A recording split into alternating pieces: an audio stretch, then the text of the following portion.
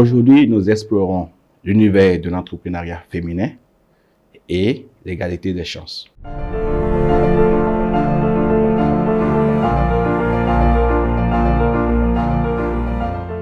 L'entrepreneuriat est devenu fashionable, où on oublie de dire que nous ne sommes pas tous nés pour être entrepreneurs.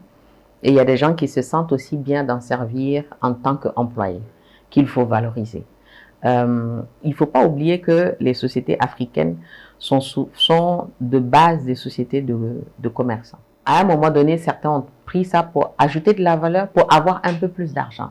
Finalement, pour moi, c'est ça l'entrepreneuriat. Quand tu entreprends et que tu n'ajoutes aucune valeur et que tu n'as pas la compassion envers ceux que tu sers, pour moi, tu es un commerçant, pas un entrepreneur. La première des choses que j'ai dit aux femmes, en fait, vous avez toutes les habiletés d'un entrepreneur de manière naturelle. Les femmes, aujourd'hui, ont tout aussi besoin des grands financements de multimillions et ainsi de suite. Mais on les a mis à un niveau nivelé d'accès au financement. C'est les microfinances qui, à la longue, leur coûtent beaucoup plus cher. Et je dis, les microfinances ne développeront jamais vraiment l'entrepreneuriat des femmes.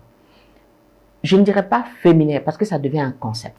Quand vous voyez un entrepreneur qui dit « je suis un entrepreneur dans la transformation du niébé », regardez la chaîne des valeurs. Qui produit de la valeur? Ce sont les femmes qui produisent de la valeur en réalité.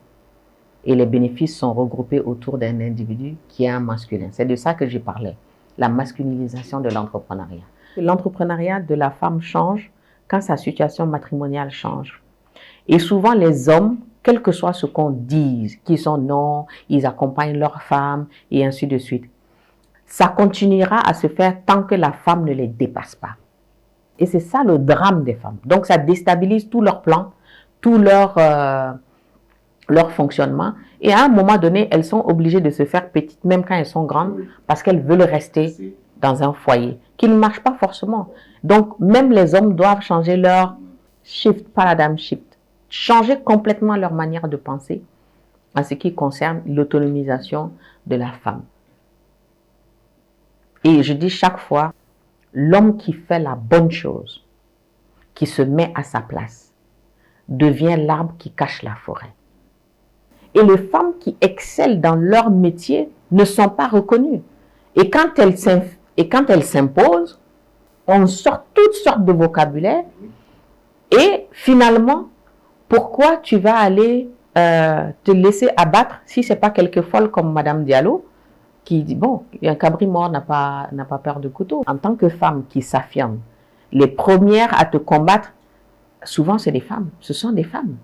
Au nom de la tradition, au nom de non-conformisme, au nom de je ne sais pas quelle autre chose. Mais ça vient en réalité du fait que les Africains, je vais dire ça encore, ne connaissent pas vraiment leur histoire, ne savent pas que dans nos traditions, où est la place de la femme.